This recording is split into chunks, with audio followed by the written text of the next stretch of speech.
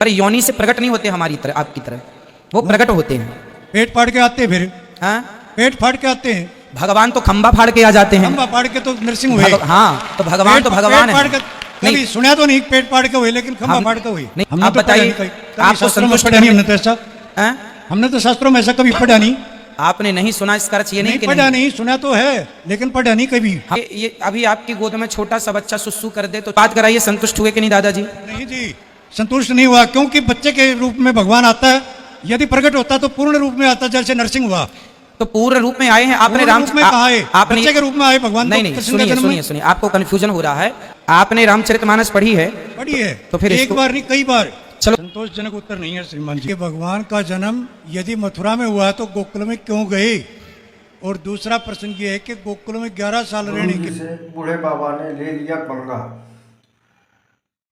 गुरुजी कह रहे हैं कि भगवान योनि से नहीं आते हैं,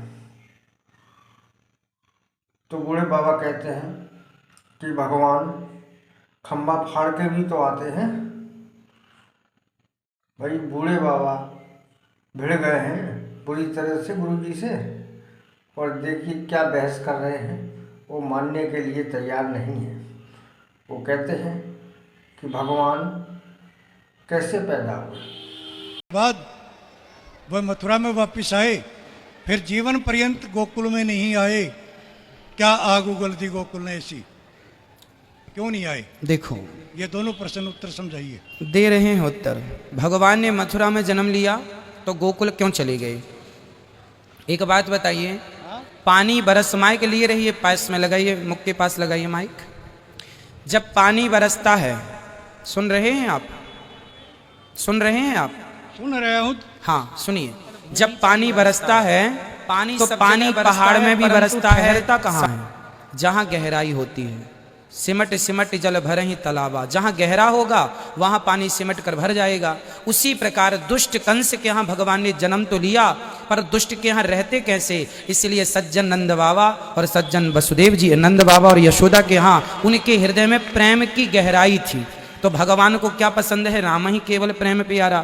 तो जहाँ प्रेम मिलेगा, आप लोग भी वहीं जाते हैं जहाँ प्रेम मिलता है।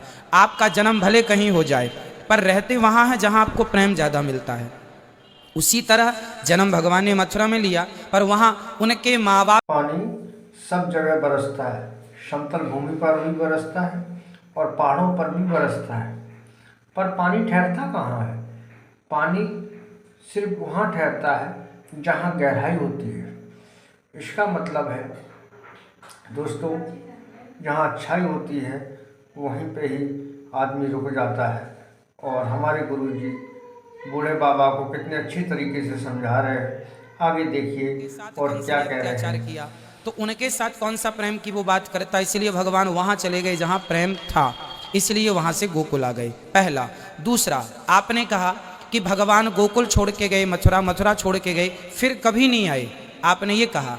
जबकि बात यह है कि भगवान को 100 वर्ष के बाद भगवान ने 125 वर्ष की लीला की है, जिसमें 100 वर्षों के बाद भगवान पुनः वृंदावन वापस आए थे अपनी गोपियों से मिलने के लिए। 100 वर्षों के बाद आए थे, जहाँ पर श्री राधा रानी से उनकी पुनः भेंट हुई थी। राधा रानी को 100 वर्ष का वियोग था, श्राप दिया था श्री दामा ने। ये बात गौलोक धाम की है, श्राप वहाँ मिला था कि श्री कृष्ण से आपका 100 वर्षों का वियोग होगा, इसलिए 100 वर्षों के लिए भगवान चले गए। 100 वर्षों के बाद मिलने भगवान यहाँ। तैयारी नहीं है। गुरुजी कहते हैं शास्त्रों में ये बात लिखी है। बाबा कहते हैं मैंने तो आज तक पढ़ा ही नहीं। भाई अब इसके लिए कोई क्या करे, आपने नहीं पढ़ा है। गुरुजी कहते हैं हम आपको दिखा देंगे। वो कह रहे हम विश्वास नहीं करते। ठीक है भाई, आगे देखिए क्या कहते हैं गुरुजी। उत्तर नहीं है श्रीमान जी। जो लिखा है शास्त्रों में वही हमने कहा है। हमने आप तो बताइए, आपको संतुष्ट नहीं? हमने तो ऐसा, हमने तो शास्त्रों में ऐसा कभी पढ़ा नहीं। आपने नहीं सुना, इसका अर्थ ये नहीं कि पढ़ा नहीं, सुना तो है लेकिन पढ़ा नहीं कभी। हाँ, पढ़ा भी मिल जाएगा आपको, पढ़ा भी हम दिखा देंगे आपको पढ़ने के लिए। आप देखना तो चाहेंगे? सकता ही नहीं मैं। नहीं देख सकते? हाँ, तो बस ये समझ लीजिएगा कि भगवान 100 वर्षों के बाद जब भगवान कुरुक्षेत्र आए थे, ये तो भागवत जी में लिखा है।